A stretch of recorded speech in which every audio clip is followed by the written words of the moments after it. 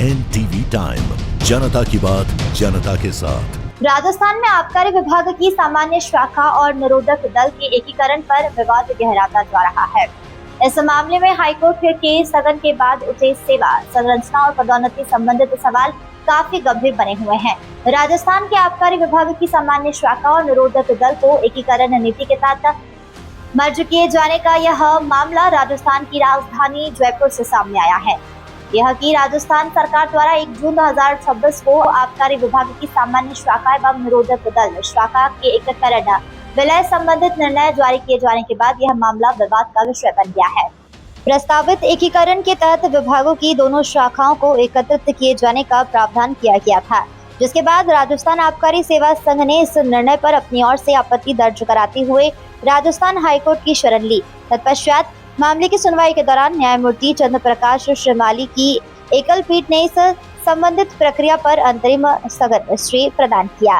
वर्तमान में यह पूरा मामला न्यायिक विचाराधीन में चला गया है।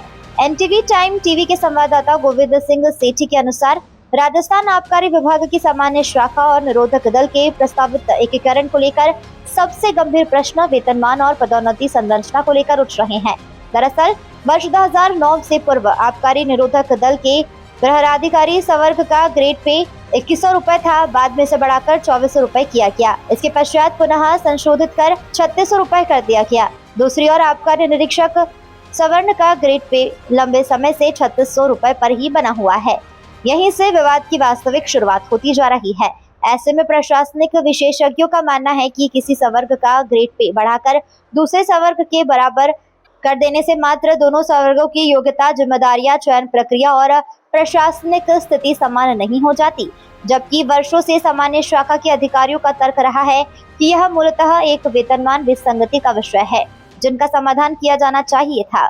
इसके विपरीत अब उसी विसंगति के आधार पर आकर दोनों संवर्गों के एकीकरण की दिशा में आगे बढ़ा जा रहा है। तो वहीं आलोचकों के अनुसार जिस अंतर को दूर करने के लिए निरीक्षण संवर्ग के ग्रेड पे 4800 रुपए किए जाने की मांग लंबे समय से लंबित थी, उसी अंतर के समाप्त हो जाने को आज समानता का आधार बताया जा रहा है। ऐसे में यह पदोन्नति संरचना का अंतर और भी अधिक चौंकाने वाला माना जा रहा है। विभागीय रिकॉर्ड के अनुसार वर्ष 2012 में निरोधक दल के जमादार द्वितीय श्रेणी स्तर पर कार्यरत कार्मिक आज 4 से 5 पदोन्नतियां प्राप्त कर आबकारी अधिकारी तथा वर्ष 2022-23 में संभाग स्तरीय डिप्टी कमिश्नर के नवीन पद पर सर्जित करवाकर उस पर भी पदोन्नति प्राप्त कर चुके हैं। ऐसे में इससे ठीक विपरीत वर्ष 2012 में आबकारी निरीक्षक द्वितीय श्रेणी के रूप में कार्यरत अधिकारियों में से बड़ी संख्या आज भी निरीक्षक प्रथम श्रेणी स्तर तक ही पहुंच पाई है। अर्थात लगभग समान अवधि में जहां एक संवर्ग को 4 से 5 पदोन्नति प्राप्त हुई, वहीं दूसरे संवर्ग को मुश्किल से 1 या 2 पदोन्नति का ही लाभ मिल पाया है। ऐसे में प्रशासनिक विश्लेषकों के अनुसार यह केवल पदोन्नति की संख्या का अंतर नहीं, बल्कि दो अलग अलग कैरियर संरचनाओं के बीच पैदा हुई गहरी असमानता का संकेत है। साथ ही 2018 में हुई राज्य स्तरीय RAS परीक्षा उत्तीर्ण कर राज्य सेवा में चयनित सीधी भर्ती से आए सामान्य शाखा के सहायक आबकारी अधिकारी आज अच्छी मेरिट लाने के बावजूद भी उसी भर्ती परीक्षा में कम अंक प्राप्त करने वाले निरोधक दल के सहायक आबकारी अधिकारियों के मात्र पदोन्नत होने के कारण विलय के उपरांत उनके कनिष्ठ बनकर काम करेंगे। यह सोचनीय विषय है और यही कारण है कि विभाग के भीतर यह प्रश्न बार बार उठाया जा रहा है। यदि एक संवर्ग को तेजी, पदोन्नति, ग्रेड पे वृद्धि एवं निरंतर करियर उन्नयन का लाभ मिलता रहा है, जबकि दूसरे संवर्ग की पदोन्नति वर्षों तक लंबित रही है, तो आज दोनों को एक ही स्तर पर खड़ा मानने का आधार क्या है? यहाँ समझने वाली बात तो यह है कि भर्ती प्रक्रिया का अंतर भी कम महत्वपूर्ण नहीं है। सामान्य शाखा के अधिकारी राजस्थान लोक सेवा आयोग RPSC द्वारा आयोजित प्रतिष्ठित राजस्थान प्रशासनिक सेवा RAS संयुक्त प्रतियोगी परीक्षा के माध्यम से मेरिट के आधार पर चयनित होते हैं, जहां न्यूनतम योग्यता स्नातक है। दूसरी ओर निरोधक दल की भर्ती व्यवस्था ऐतिहासिक रूप से अलग रही है और भूतपूर्व सैनिक श्रेणी व मात्र NCC के सर्टिफिकेट के आधार पर बिना किसी भर्ती परीक्षा उत्तीर्ण किए उनकी नियुक्ति हुई है। जबकि सामान्य शाखा का मानना यह है कि निरोधक दल के कई अधिकारी स्नातक तो दूर मात्र 8वीं या 10वीं पास है, न ही उन्होंने किसी विभागीय परीक्षा को उत्तीर्ण किया है। पूरे विवाद का सबसे महत्वपूर्ण प्रश्न हालांकि इससे भी आगे जाता है। यदि पिछले 2 वर्षों से मदिरा दुकानों का बंदोबस्त 100% सफलता के साथ संपन्न हुआ है।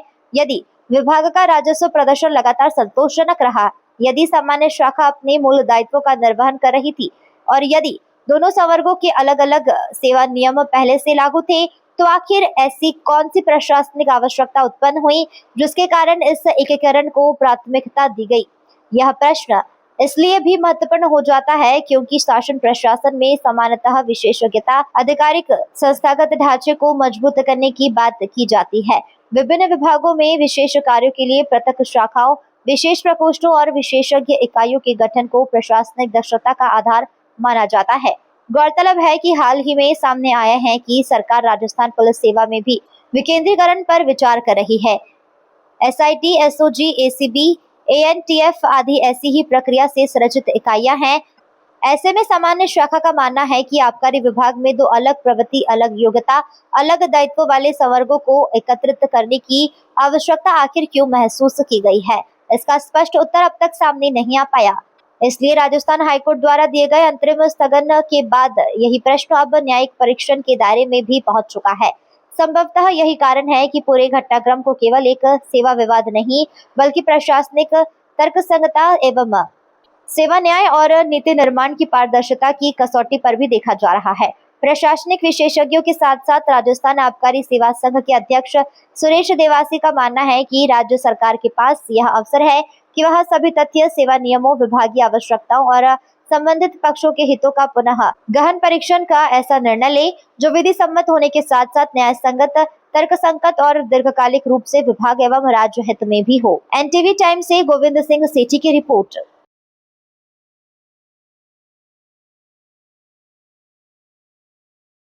मैं सुरेश कुमार देवासी, अध्यक्ष राजस्थान आबकारी सेवा संघ, राजस्थान सरकार से अपील करता हूं कि अभी हाल ही में 1 जून को किए गए आबकारी विभाग में मर्जर के संबंध में जो कि न्याय उचित नहीं है, इसके बारे में आप एक बार पुनर्विचार करें और हमें न्याय प्रदान करें। क्योंकि आबकारी की 2 विंग, जनरल विंग एवं प्रिवेंटिव विंग, दोनों की पदोन्नति, उनका सिलेक्शन प्रोसेस, उनका वेतनमान, उनका कार्य करने का तरीका, सब प्रकृति सब भिन्न भिन्न थे, जिनको भी हाल ही में मर्जर किया गया जो कि न्याय विरोध है, न्याय उचित नहीं है। इसके संबंध में भी हाल ही में माननीय उच्च न्यायालय द्वारा इस आदेश के ऊपर स्टे किया गया है, जिसके लिए माननीय उच्च न्यायालय का तहे दिल से हार्दिक आभार, बहुत बहुत धन्यवाद। हमें सरकार से अपेक्षा है कि वो इस बारे में हमें न्याय प्रदान करेंगे और इसमें जो पुनर्विचार करके कुछ सही करने की कोशिश करेंगे। Thank you.